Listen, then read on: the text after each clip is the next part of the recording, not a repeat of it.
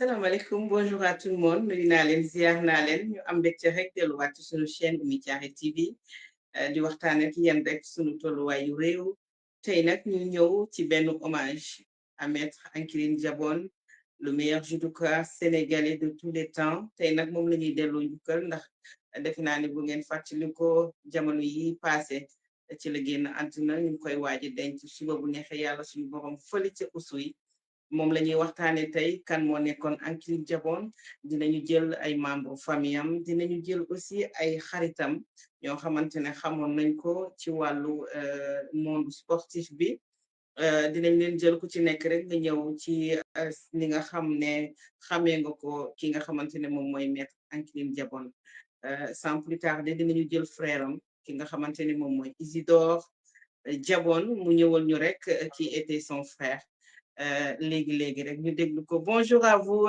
monsieur Isidore. Bonjour, Charles. Comme je vous ai présenté, vous êtes le frère d'Ankiline Diabone et actuellement vous êtes à Oussouye pour les préparatifs des obsèques du maître du judo. En quelques mots, si vous pouvez revenir un peu pour nous jeunes qui connaissons pas trop maître Ankiline Diabone, qu'est-ce que vous pouvez nous dire sur votre frère? Qui était vraiment Ankiline Diabone?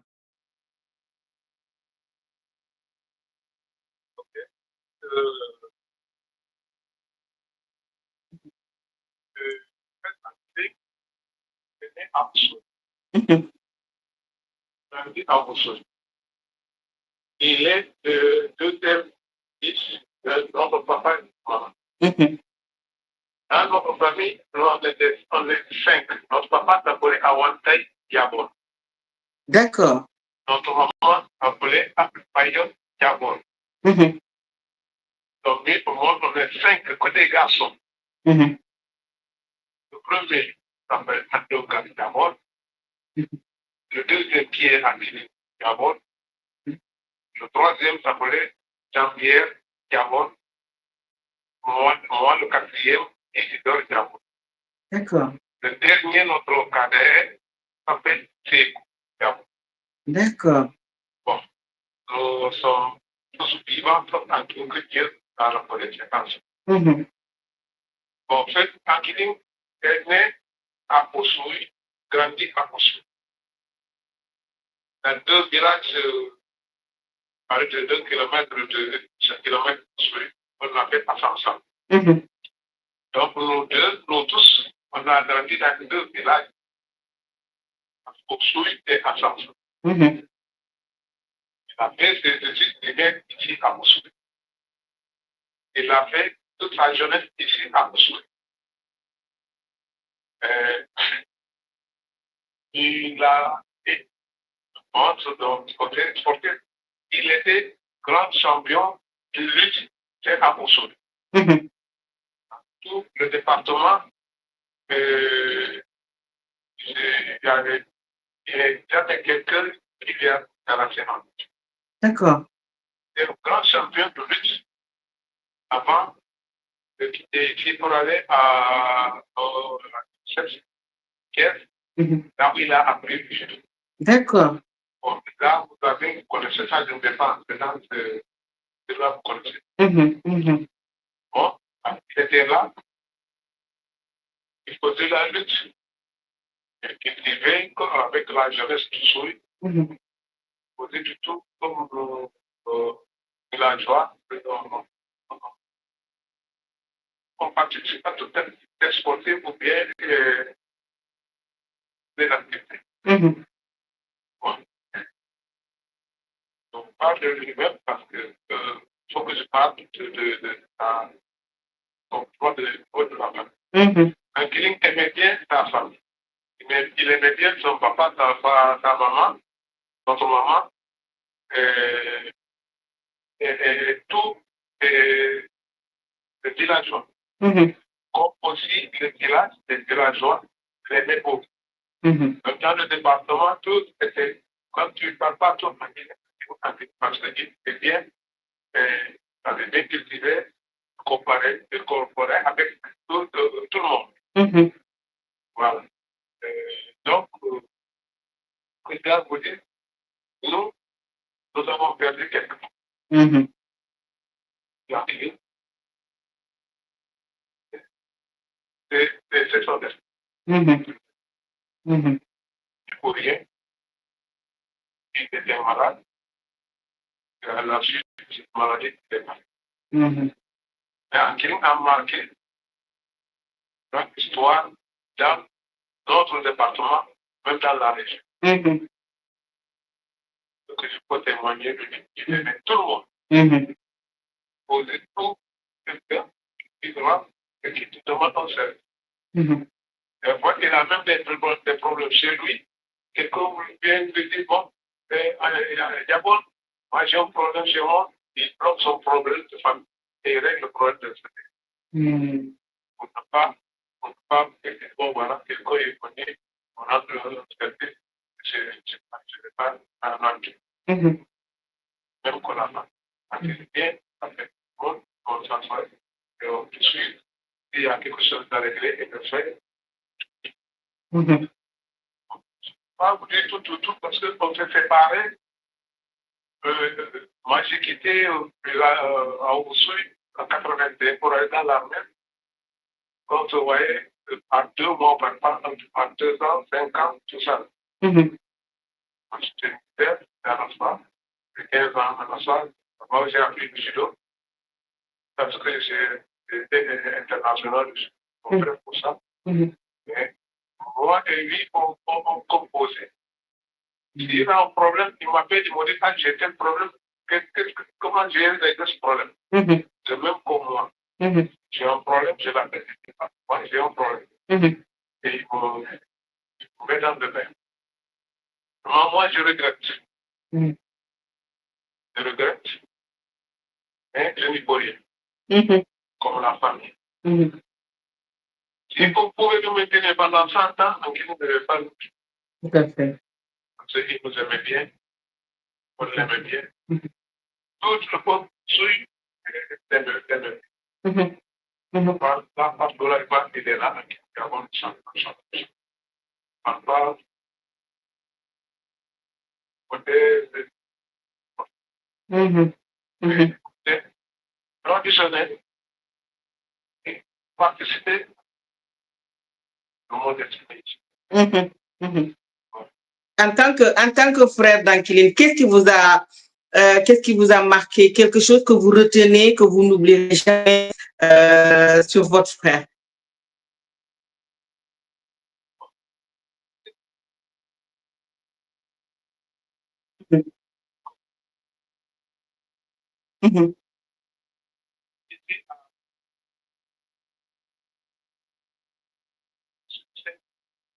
Et à côté de lui, on parle de notre vie. C'est parti. On a pris ça. Donc, ce que je peux dire que notre séparation nous fait mal. Notre séparation, vraiment, ça nous fait mal. Là où moi je suis un peu dépassé. Tout à fait. Bon, voilà. Façon de dire femme. Bon, vraiment, je ne souhaitais pas que Angeline allait partir, quitter comme ça. C'est bien gratuit.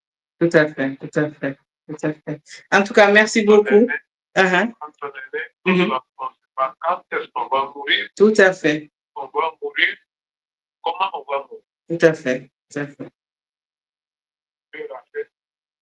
C'est pas longue maladie. On doit peut-être avoir sauté. En tout cas, merci. Merci beaucoup pour ce témoignage-là et on vous souhaite bon courage parce que c'est pas facile en tant que membre de la famille, en tant que frère surtout, c'est pas du tout facile. Mais on vous encourage et vous dit qu'on est de tout cœur avec vous et que la nation, je pense que la nation sénégalaise est de tout cœur avec vous. Merci beaucoup. Merci à vous, Monsieur Isidore. Voilà.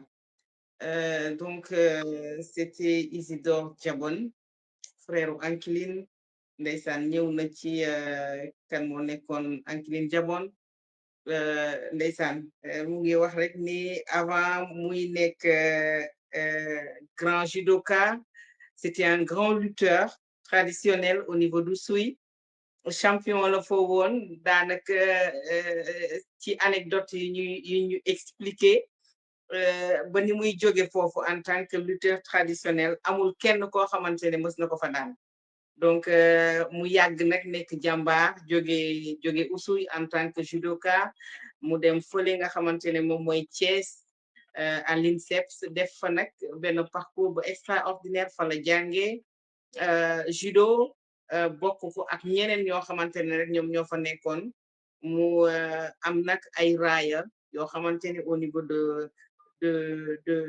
l'Afrique indil na ko Sénégal ay médaille d'or médaille d'argent wax dëgg yàlla taxawu na réew mi taxawu na Sénégal ba yàlla jëlee ko fi defe naa ne champion yu mel noonu buñ ko amee dañ leen war a tiitaroo surtout di jàngal xale yi ñan ñoo nekkoon champion Sénégal yi Ankiline Diabone lan la fi jotoon a def en tant que champion daf ciy baax aussi ñuy expliquer xale yi rek jaar-jaaru suñuy idole jaar-jaaru suñuy champion surtout bu ko defee xale yi mën ci jàngee bu baax a baax Ankiline Diabone ndeysaan ñun bi daanaka xamuñ ko ñu sax lu baax daanaka ñi ko xam ci moom njàmbaarte ñi ko xam ci moom courage boo xamante ne daf ko mës a am bi muy xale ba léegi mës a nekk jàmbaar boo xamante ne lu mu dagg ci wàllu sport du bàyyi ndeysaan am na benn anecdote bu ñu defe naa ne Alioune Badara dina ci dellu si anecdote bi nga xamante ne amoon na benn combat bu mu amoon au niveau de l'Afrique ndeysaan keroog ba muy judo defe naa ne ak mbagg bu damm la doon continuer li nga xamante ne moom moo nekkoon séance muy lu am solo mu am ci nag ay raaya indi ko fi nga xamante ne moom mooy Sénégal Alioune Badara Ndiaye la ñuy jël léegi mu nekk nag daanaka membre famille bi xaritu famille bi moom mu mën ñoo wax lu bari ci Ankiline Diabone grand Alioune nuyu nañ la bu baax a baax.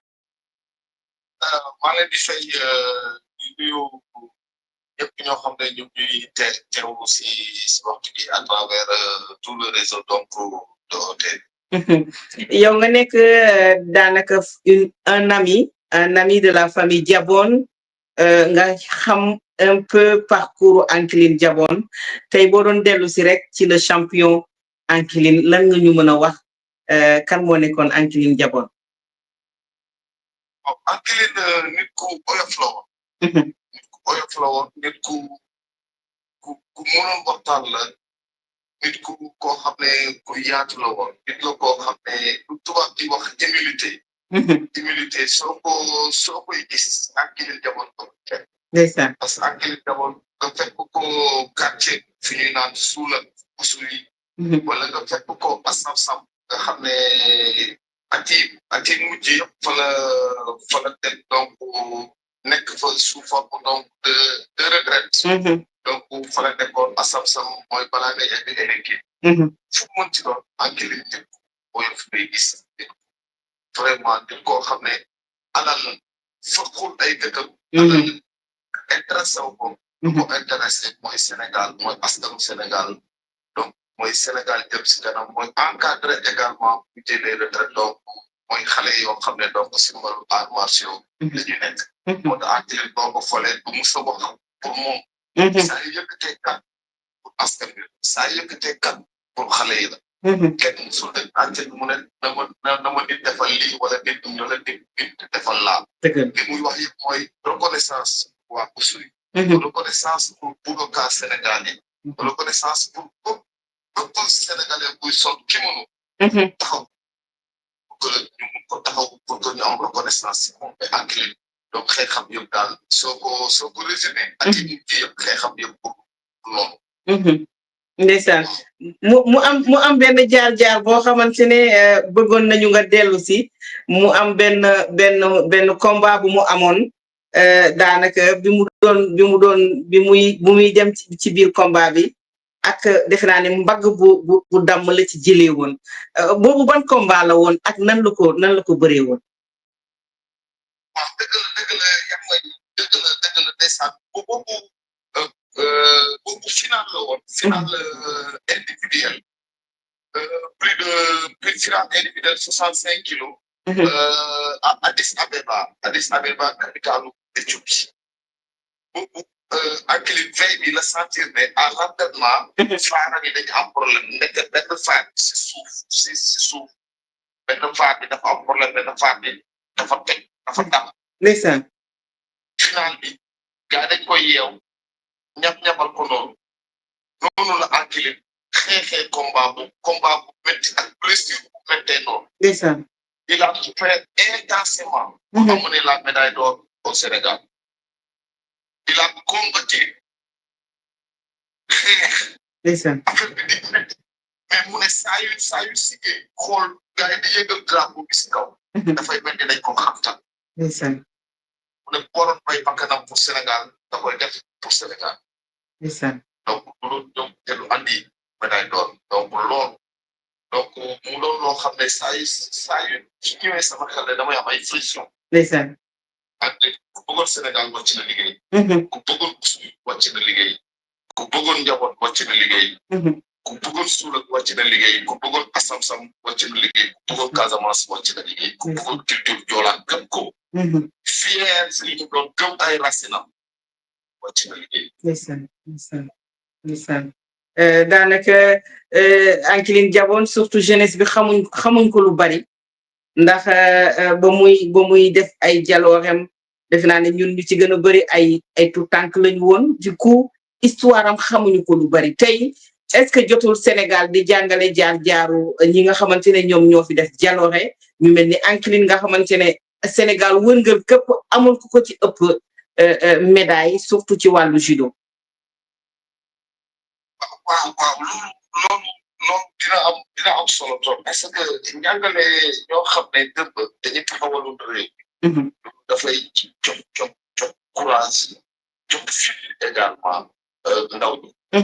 parce que également loolu dafay am solo parce que réew dafay soxla am ay droit dafay soxla am ay référence dafay soxla am ay repères si fan boo gis. te Ankiling repère la si wàllu courage repère la si wàllu fit repère la si wàllu jom repère la si wàllu bëgg Sénégal mais surtout Ankiling repère la pour lu ñu naan don de soi pour la patrie. maanaam jox ñëpp réew. bañ a xaar dara si réew. Ankiling dafa jox ñëpp Sénégal xaarul dara si Sénégal. waaw preuve bi muy gaadu Ankiling demandé wul dara pour Sénégal. muy gaañu. waaw demandé wul dara Sénégal musul toog yëkkati loxoom wala demandé dara wala jooytu. musul am. il a vécu dignement il est parti dignement. yàlla ko yàlla pare ak. amiin yaa rabbi amiin mu nekkoon ku gëm yar maa ngi fàttali ko émission bi ñu defoon fële à Sam-Sam ak moom équipe bi nga bokkoon ci équipe bi daanaka mu ngi doon dellu si waat ci yar bi ko seen papa yar ba ne leen bu ñu mës a tàllal loxo dernièrement rek bi may déggante ak moom balaa muy dem hôpital dellu si waat na ci kaddu yooyu naan ma papam daf leen yar ci éducation stricte boo xamante ne ak lu àddina tar du ñu mës a tàllal loxo dignité lañuy préserver bu ñuy dee sax ci dignité la ñuy dee. tout à fait te loolu en fait loolu mooy résumé Ankiling. loolu mooy résumé Ankiling ba pare loolu également mooy résumé bépp doomu joolaa boo xam ne bépp doomu kaasa également loolu moo koy résumé loolu moo tax sax dans le kaasa amul yelwaan. kaas dafa yalwaan dans tout le département de Oussouye lu fa gis benn taalibe képp yalwaan parce que moom dañu boo ñaanee kaasa waa kaasa dafa am yoo xam ne ñoo bokkuñ ci waaw moo tax quelle que soit la situation doo fa fekk doomu kaasa waaw Antilles nag doomu kaasa dëgg la moo tax kaasa ñàkk na nitu valeur parce que loolu valeur mooy tax loolu du yéen yi nga jombale ko si moom ak nitu valeur nitu valeur wàcc na waaw di profiter occasion bi di ko jaale waa kaasa yëpp donc di ko jaale son cousin le roi Man Sibylle Mbaye Dièye donc di ko jaale cour royale bi yëpp di ko jaale également donc le roi Silone de Istanbul di ko jaale également le roi de Kalobon di ko jaale Sidile le roi de Moulom di ko jaale toutes les autorités donc traditionnelles de la Casamance donc maa ngi leen di jaale ak li jaboon di ko jaale suma xarit doomam donc mooy seen frère Kobiliso jaboon di ko jaale ñoom Linda di ko jaale toute la famille di ko jaale ses frères ñoom seen waa Ngoy Pare di ko jaale baax a baax di ko jaale waa quartier Assam waa quartier Suula bi yëpp di ko jaale waa Oussouye yëpp tamit donc di ko jaale tam waa Assam ak waa Eleki nga xam ne fa la nekkoon dañuy génn àdduna bi la koy jaale baax a baax macha allah kontaan nañ fi yow bu baax grand ndax kàddu yi rafet na daanaka bu ñuy wax Ankiling rek suñu xel ci yow lay dem ndax ku ko xamoon nga ku ko jege woon nga xaritam nga woon ba bu ñu amee accès ci moom daanaka yow yaa ñu ko yombalal donc ñu ngi lay jaajëfal bu baax a baax di la ko jaale yow tamit. waaw jërëjëf yow itam vraiment ñu ngi lay gërëm di la sant parce que lépp lu la Casamance da siy taxaw donc c'est une fierté donc pour man donc di la gis donc ngay déroulé donc si lépp luy jëmmal Casamance yaa ngi si vraiment loolu maa ngi la si sant di la si gërëm donc kontaan trop waaw donc leer na ma ne daal ni ma la gisee moom man je suis fier xam naa ne tool bi du mës a booy. incha allah tool bi du booy. incha allah jërëjëf waaye merci beaucoup grand kontaan nañu bu baax a baax ci yow macha allah mu nekkoon Alioune Badara Ndiaye nekk un ami de la famille Diabone ndeysaan nekk un ami de Ankiling en même temps ñu koy jaajëfal ndeysaan bu baax a baax di ko jaale moom it ndax tiisu ñëpp la tiisu Casamance la tiisu Sénégal la ndax Ankiling moom ndeysaan nekkul woon Ankiling Diabone waa Kaasa wala bu Oussouye Ankiling Diabone Sénégal yëpp la ñu jël Serigne Fallou Mbacké nekk ndeysaan un ami un sympathisant wu Ankiling Diabone boo xamante ne rek fu ñu tudd Ankiling mu jóg sëñ Mbacké nuyu nañ la bu baax a baax de la ziar.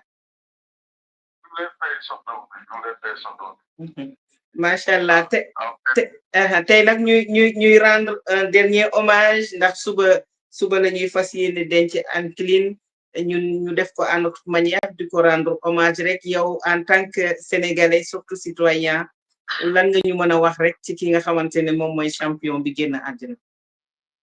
waaw xam nga soxna man Ankiling li may di day nekk xale. mu nekk en activité. chaque fois fu Sénégal fu ñu wootee Sénégal mu dem représenté fa Sénégal sigil Sénégal. ci daa ko commencé du sud. je l'ai toujours considéré comme un modèle xam nga lu tax. parce que dafa am ci àddina da ngay gis ngay nit koo xam ne il se met au service de son pays. et il ne fait pas montrer il ne montre pas il ne dit pas. Ankiling fu mu nekk il essaie de passer inaperçu.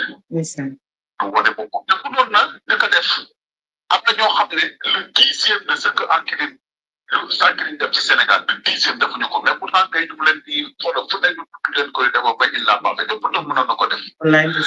tax na sa disparition est une très grande perte pour le pays. pour le Sénégal.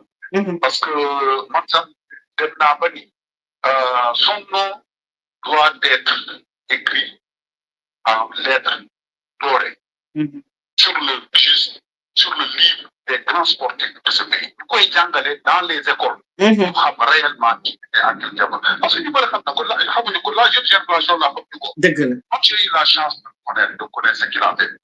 En tout cas, koy météo mais aussi toujours su ma koy naan hommage damay am benn naxam xol. xam nga li nga nekk sama xol mooy nit que Sénégal delloo jukkal ko yoreel. Dans des moments difficiles man j'ai sax à parler à son fils. yow bi yaa ma jox numéro ma koy jaale di jaale bokk yëpp di ko jaale sama bopp aussi. parce que tey suñu jaale nag man dañ maa ñëw jaale ak keneen parce que c'est pour le Sénégal. waroon naa ne garab bi may waxal doom ci loolu laa ko ma ne ko dama koy jaale di ko jaale sama bopp. parce que ñoo ko bokk. donc bàyyi ñaan ñu fàttali ko ñu fi mel. fu muy dem yàlla lu gën a lu mu defar Rio. sikki Rio yàlla ci borom tey. waaye nag Sénégal te loo ko jugal te vraiment il mérite plus que ça. xam naa dina am occasion dina présenté wu expliquer ko réellement di expliquer réellement li Sénégal taxaw bu ñaaw bu Sénégal taxaw enquête. Vraiment sama xol dafa tees parce que nit ñu mel nii bu leen ñàkkee du tànkee suba nga koy ambal gannaaw suba de c'est des pertes rares. mais nag dem na mais li mu liggéey ci réew mi mu ngi fi. bind ko télé yi jënd ko image yi te xam naa ne dinañ ko woon la jeune génération. incha allah incha allah wax nga ko léegi am na taxawaay boo xamante ne léeg-léeg dañ koy soxla surtout réew di delloo njukkal ay champion am di delloo njukkal ñoo xam ne dañu taxawee réew ba malheureusement ñëpp gis nañu li am Sénégal ñu koy naxaru rek di ko manifester à chaque fois aussi di feddali rek surtout suñu taxawaay pour autorité yi ñuy bàyyi xel ndax daf ci am solo am na ñoo xamante ne wax dëgg yàlla dañuy mérité ñu leen di gestu tàllaluñu loxo comme ni ma ko waxee à chaque fois Ankiline musul tàllal loxo musul woo kenn di ñaan ak lu àddina tëradi nee na dignitéem ak li ko yar bi ko ay waajuram yar moo koy tere ndeysaan yenn yi mu koy def donc ku mel noonu buñ ko amee wax dëgg yàlla dañ ko war a valoriser moo gën daal ñu koy seetaan.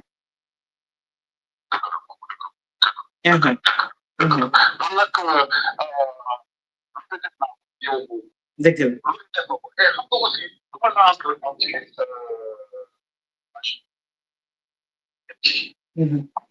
yow ci enquête laa la xamee maanaam ci problème enquête laa découvrir qui est vraiment.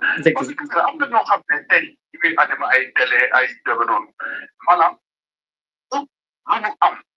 tout alal bi war a tukki le temps que vous avez consacré pour sensibiliser sur situation bu enquête doon traversé donc quand ils ont eu ce temps ils l'ont utilisé à chercher dara ja pourtant xamoo ci dara. nga bëgg dara mais da nga bëgg si réew. pour que nit ñi bañ a enquête ñu leen ay daal jox leen seen gëdd. donc c'est une occasion pour di la jukkal franchement. lii nga nekk sa tànk. foofu la jàpp ci. gis nga dans la vie. ñëpp dinañ jóge. dëgg la mais nga bàyyi ko loo xam ne nit ñi day doon woy mu rafet ci yow. moo gën nga jóge ci bàyyi ci xalal boo xam ne peut-être dafay di def koy di la bidee pare ñu demee neneen. franchement parler moi je prends hommage. franchement vous êtes une dame brave qui a tout fait pour que tey bu doon yow dong la xam naa boo ko mënoon. bu doon yow ne ko enquête va continuer à être en dina ko jël ko en charge fexe waa bon tout genre de dugg nag kenn mënu ci dara. mais c'est quelque chose def nga ko. et franchement moi je tiens à vous remercier pour tous les Sénégalais franchement. merci beaucoup sëñ Mbacké suñu devoir la rek dañ ku ñu mën a taxaw rek wax dëgg yàlla dañ koy def devoir citoyen bu comme niñ koy waxee rek bu réew mi wootee dañuy fàtte suñu bopp moo tax dañuy taxawee réew mi aussi di bay rek suñu waar ci côté boobu. En tout cas, def nga ko franchement d'une très belle manière. Merci beaucoup. Merci en tout cas ñu ngi lay jaajëfal bu baax ñëwit ci taxawaay bi ndax wax dëgg yàlla bi nga yëgee yëf yi aussi def nga ay pieds et mains ñoo xamoo nga leen dem nga fi ndeysaan ba ci benn grande télé de la place rek pour am buntu ak ni nga ko defee ci ñooñu noonu nga ko defee ci ñeneen say xamin malheureusement yàlla moom li gën rek la def kon ñu ngi lay jaajëfal yow tamit. Merci beaucoup. Merci beaucoup. Merci. Amin. Amin. Tout à fait inchallah rabbi jërëjëf sëñ Mbacké voilà mu nekkoon Serigne Fallou Mbacké un ami un sympathisant d'Ankiline Diabone ndeysaan ñu koy jaajëfal ndax moom it bi mu yëgee daanaka situation Ankiline bi def na ci lu ne lu mu mën def na ko ci wax dëgg yàlla ñu koy jaajëfal bu baax a baax di wax rek encore une fois ñu bàyyi xel rek ndax am na yoo xamante ne mu ngi am ci réew mi léegi-léegi dafay baax ñuy gestu ñi nga xamante ne dañu yàgg taxawee seen réew yàgg siggil seen réew ñooñu ndeysaan lenn rek la ñuy xaar ci seen réew ñu delloo leen bukkal tàllalu ñu loxo ñu ci gën a bëri xamuñu sax tàllal loxo donc dafay baax rek ñu delloo leen njukkal ndax njukkal rek la leen réew mi dese malheureusement voilà ñëpp gis nañu ni Sénégal tëddee donc ñuy waxaat rek encore une fois ni Ankiline dinañ ko denc suba incha allah fële ca Oussouye voilà jébbal ko boromam rek ci nu mu gën a rafetee ci kanamu ay doomam ay mbokkam fële nga xamante ne moom mooy Oussouye fi mu juddoo màggee fa daanaka def fa lépp loo xamante ne def na ko fa donc moom ñu ngi koy dinañ ko fa denc suba incha allahu rabbi askan wi dinañ ko accompagner rendre ko un dernier hommage ndax daf ko mérité dafa mérité hommage national mérité vraiment taxawaayu Sénégal ndax am na yu bëri yoo xamante ne aussi bu ko nit ki defee rek ndeysaan dernier hommage defe naa ne moom lañ ko desel donc suba Oussouye ñëpp dinañu ànd rek gunge ko ki nga xamante ne moom mooy Ankiline Diabone foofu ca Oussouye mu def nag ay jaloore yu bari waaye yàgg taxaw pour rek ñu reconnaître wala sax ñu delloo njukkal. Donc on va prendre Christian. Christian, vous êtes le fils aîné d'Ankiline Diabone. Si vous pouvez revenir un peu qui était votre père pour nous. En fait, on le connaît peu. Qu'est-ce que vous pouvez juste nous dire sur lui en tant que père? Donc, si vous pouvez revenir un peu sur qui était Ankiline Diabone en tant que fils, qu'est-ce que vous pouvez nous dire? Et en lui, nous appartenait pas et la preuve avec son été que finalement, c'est aussi le père. D'autres personnes, une communauté qui s'étend du Canada à l'Australie, à la Nouvelle-Zélande, au Japon, à la Chine, à l'Argentine, au Brésil. Alors, j'ai quitté ces pays-là spécifiquement parce que j'ai reçu des témoignages de gens ressortissants de ces pays.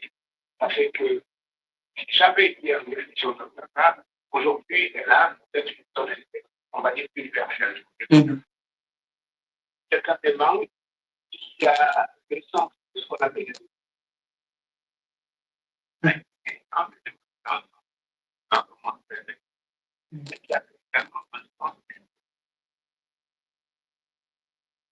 alors, vous avez avec comme ça, gagner dans son ADN, et quand il gardait, ça va tirer des bonnes leçons. Il a sans doute essuyé des échecs dans sa carrière sportive et même dans la vie personnelle. On est parlé il y a un homme comme tout le monde, bien sûr, a relevé des défis, et bien sûr, il a fait des choses qui le rendent d'envergure exceptionnelle pour les autres, pour nous. Et puis, ce n'était que notre père, sans réduire la carrière dans laquelle les gens le connaissent. C'était eux, notre papa, notre papa partageait avec conscience de son ampleur. Voilà. Tout à fait. Tout à fait. Et quelle anecdote vous gardez de lui, l'anecdote qui va vous suivre jusqu'à la fin des temps? Et ce poisson-chat, peut-être pas encore cité, je ne sais pas, mais ils sont arrivés par des pêches, les deux mêmes poissons, par exemple, dans la mer. J'ai cité le meilleur pêcheur qui avait camion de ce poisson-là, où il était coupé comme génération après. J'avais l'auteur de quelqu'un pour l'histoire. On a fini par un arbitrage très sanitaire. Comment on passe par les le moment de Nicolas, voilà, ça c'était vraiment très cool. Je dirais que la victoire avec trois côtés, ce qui est environ et on a ajouté des Malo, des Amitraja, des Antu, des Ablaï Côté, des Tanya, des Collier, enfin le Collier. Voilà. Ils pourront en faire ce ménage peut-être avec plus d'éclat, parce que moi, tous les gens qui viennent peut-être par mon papa, qui ont un petit histoire, et eux ont vraiment vécu l'instant, ont vraiment vu la souffrance à laquelle j'ai été civil de sa famille, la détermination avec laquelle j'ai été. Je suis à ce combat-là, et la joie et l'exultation qui accompagnait sa victoire, par eux et par lui. Et j'espère que vos fils, vos enfants vont garder le souvenir d'un grand-père aimant et celui qui était attaché à la famille quand même.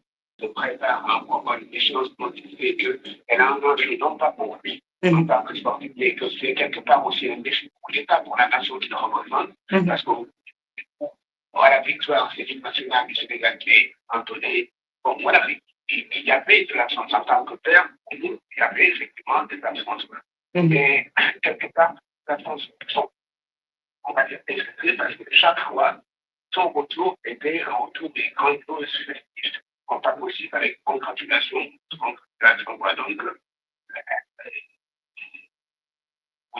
c'était notre papa, ça, c'est l'homme, biologique, certes, mais bon, voilà, il n'a pas fait toute cela dit, il a enseigné les gens par l'humilité, enseigner le respect, la soumission.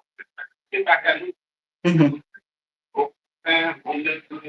Des gens qui travaillent bien accompli, en tout cas, la sensation qu'on peut réunir le travail effectué, on ne se rend pas, on se dit, voilà, j'ai été bon, je vais faire, je vais dire, je ne réussis pas, ça c'est une autre histoire. Mais ça, s'il a une empreinte sur notre existence aujourd'hui, s'il a une empreinte sur l'existence de notre existence de nos enfants, c'est bien celle autrement que jamais. Voilà, je fais le bilan, je apprends certainement quelque chose de toi. Du coup, si on peut résumer, Ankiline, c'était un guerrier alors. Je n'ai pas trop cette terminologie, bien sûr, elle est là. Mais il y a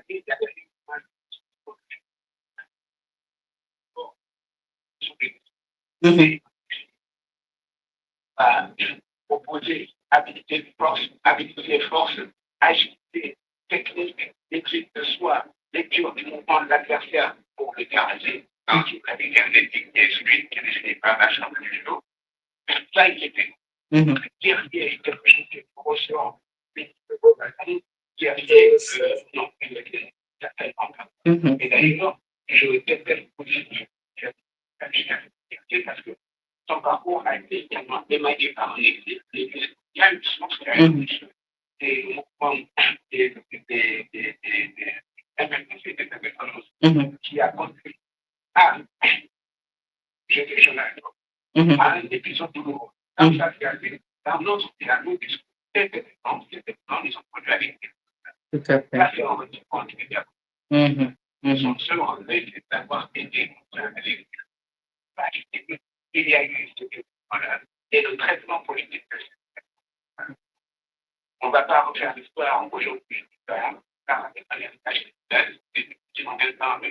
commémoration de réunions d'expression communautaire, éclat de la nation, on peut garder ça, examen de les générations futures, et on souhaite, voyons une question de terme, tout en élogieux de chacune de ces défis, inspire des expériences sur le domaine, qu'elle sache combattre et gagner les termes, et respecter la matière et la fragilité, parce que ce n'est que l'expression dans ce sport. Tout à fait, tout à fait. En tout cas, merci beaucoup, Christian, de nous avoir accordé un peu de votre temps puisque vous êtes en plein préparatif pour les obsèques de demain. On vous renouvelle nos sincères condoléances encore une fois et vous dit bon courage. Chacun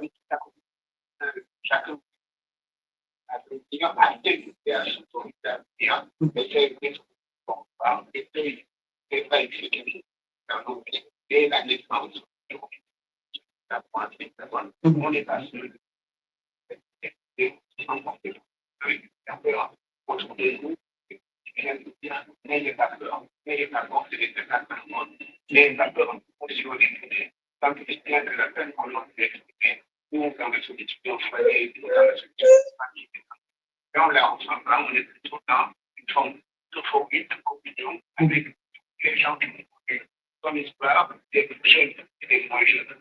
Les jeunes, qui ont battu en tant que combattants, sont simplement des moyens dépendants de ces points. Et pour autant, il y a cette image générale qui donne dans chacun de ces tests. Il y a ce regard avec éclat et dans ce jeune que je vois.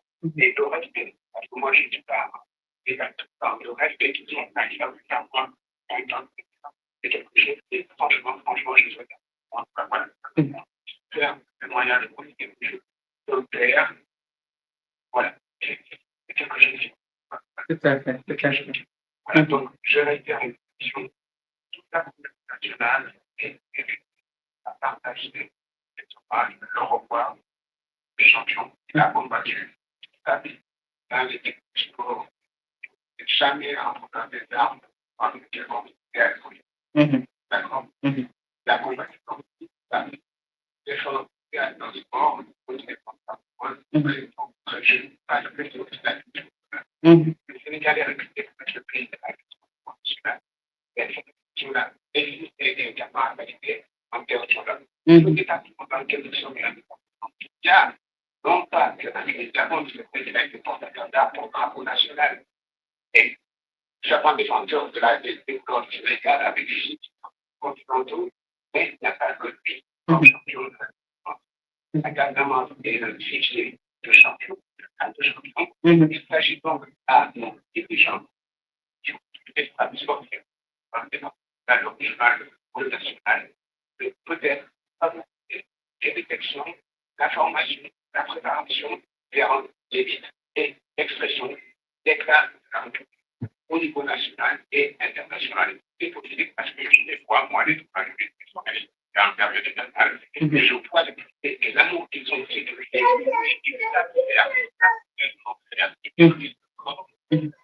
spatial, le combat, c'est quelque chose qui peut-être tout, notamment ça et permet de solution et sa perpétuation. Tout à fait, tout à fait. En tout cas, merci beaucoup à vous, Christian, de nous avoir accordé de votre temps. Et encore une fois, bon courage à vous. Merci beaucoup. Merci également vos auditeurs, auditeurs, téléspectateurs, la fidélité. Non, effectivement, les gens qui sont pris à écouter un peu l'histoire de mathématiques, des collègues, compagnons, et je suis très content, ça fait bien, on va grand-chose pour faire pour à la carte bénéficiaire ou des trucs qui sont dans notre question. Et voilà, tout le monde a pu voir également ce que les funérailles en terre. Merci beaucoup. Merci. Merci beaucoup. Merci. Au revoir. Voilà mu nekkoon Christian Diabone nekk taaw ci Ankiling Diabone ndeysaan ñëw na rek ci kii nga xamante ne moom moo nekkoon seen papa valeurs humaines yi nga xamante ne bàyyil na leen ko ñoom li ñu xam ci seen papa éducation bi mu amoon rigueur bi mu amoon aussi en tant que humain nekkoon daanaka mag waaye nekkoon bàyyi nekkoon aussi kilifa doon rassembler ndax Ankiline Diabone rassembleur la woon ndeysaan lu ko dalee ci famille bi ñi mu bokkal ndey ak baay ba ci ay doomam ba ci ay jarbaatam ñëpp la daan teg ci benn place wax dëgg yàlla donc kooku lañu ñàkk tey ñu koy ñaanal rek yàlla xare ko ci aljana yi gën a kawe di ñaaxaat ñëpp encore une fois ku ci mën dem teew suba fële nga xamante ne moom mooy Oussouye hommage yi nga xamante ne dañ ko rendre waaye obsèques yi nga xamante ne dina fa am ñëpp gis ko incha allah rabbi voilà ñu jël Jean-Philippe Djina moom defe naa ne moom mooy chanteur bi nga xamante ne am na benn son buy daw ci sunu chaîne moom moo ko wéyal ko ki nga xamante ne moom mooy champion Ankiline Diabone Jean Djina ñu ngi lay nuyu ma bàyyi la rek nga voilà nga nuyoog internet yi nga xamante ne ñu ngi lay déglu. maa ngi sant yëpp di leen di nuyu dañ ne li ñuy def en tout cas tey moom dina boo xamante ne qu'on va rendre hommage mooy suñu champion Ankiline Diabone maa ngi bëgg di toujours di remercier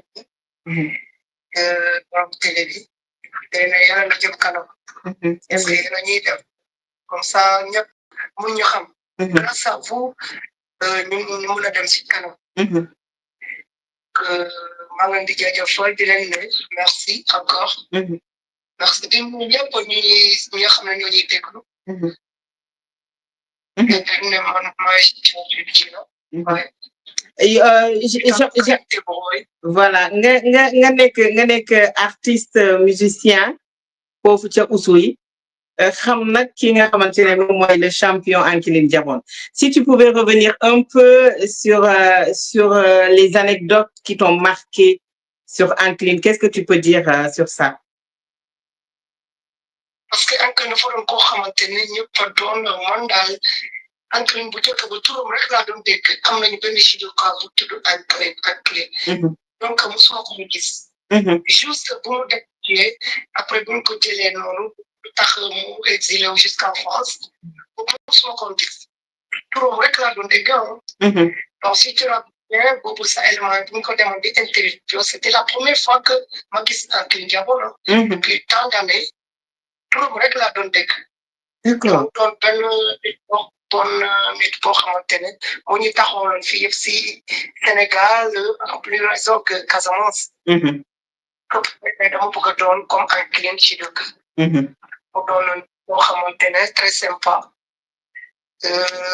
koo xamante ne mooy dafa gëmoon lu mu doon def dëgg doon ay champion donc mooy am na loo xamante ne d'après son interview li ma ko dégluwee li mu doon wax foog mu lu mu doon def ak toute Casamance parce que dafa doon ne moom ma ko dégluwee mu ne moom doonu koo xamante ne lu ñu ko jàngal doonu koo xamante ne kuy tàllal loxoom di ñaan surtout voilà donc ma doon posé question lu tax yow nii ak nii ak nii bu mu expliquer situation am depuis bu koy jël koy teg comment ko doon déglu donc Ankiline Diabone dafa doon loo xamante ne am nañu yenn militaires yoo xamante ne nee nañu ñu jotoon dem si ñoom pour mu former leen c'était un modèle c'était un modèle comme c'était un modèle te xam naa ne ba ay xale yu ndaw ñeneen xale ay génération war nañu roy si moom lu mu def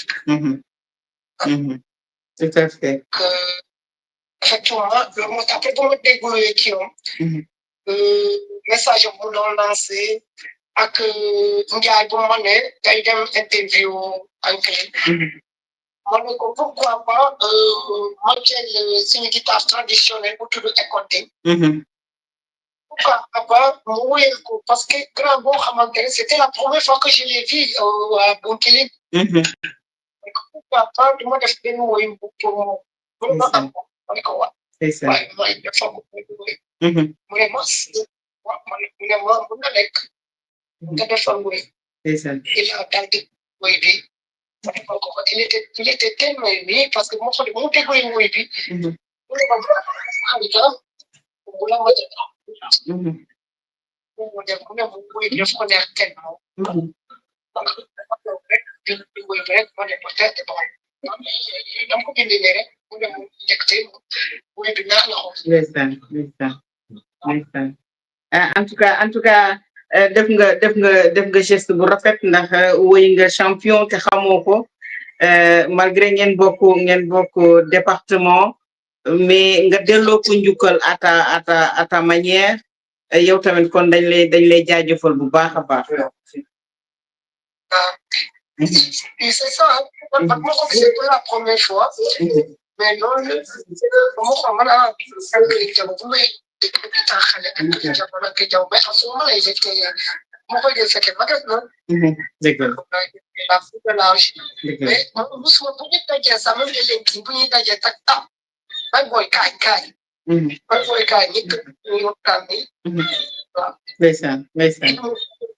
si vous me permettez, si tu veux, je peux chanter en Yola. Oui, tu peux. Vas-y.